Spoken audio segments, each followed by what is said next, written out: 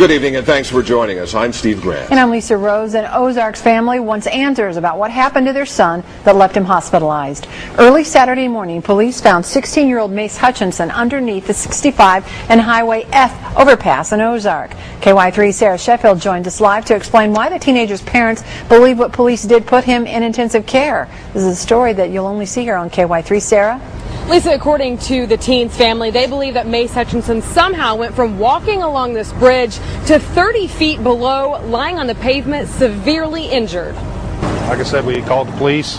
My wife was afraid he was going to get ran over or hit. Doug Messersmith and his wife were the last known people to see 16-year-old Mace Hutchinson walking shortly before their phone call to 911. He looked a little agitated, but other than that, he didn't look to be falling down drunk or anything like that. By the time officers arrived, the teen was off the overpass, lying on the shoulder below along Highway 65, with no good explanation as to how he got there. According to the doctors, all injuries are consistent with a fall. And Mace's dad, Don Hutchinson, believes it was just that, a fall, not a jump.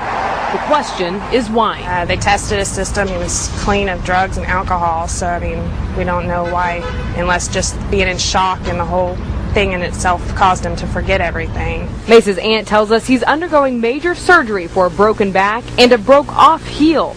But while he was lying on the ground, she wonders why Ozark police tased him up to 19 times. And I'm not an officer, but I don't see the reason for tasing somebody that's laying there with a broken back.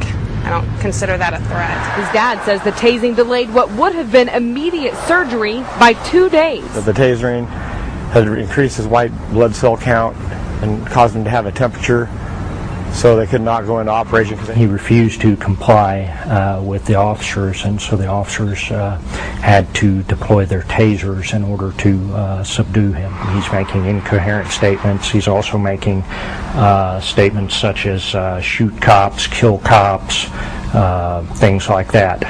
So there was cause for concern to the officers. Police say although there are several unanswered questions, the use of a stun gun is not one of them. So it was a very big concern for the officers to keep this guy out of traffic, to keep him from getting hurt. Mace is still in intensive care tonight, listed in fair condition. He has surgery again tomorrow. The family, along with the Ozark Police Department, is hoping someone will see the story and come forward with some information. You can call 417-699-4789 with information, or call the Ozark Police Department. Guys, It's a case we'll be watching. Sarah Sheffield live tonight. Thanks, Sarah.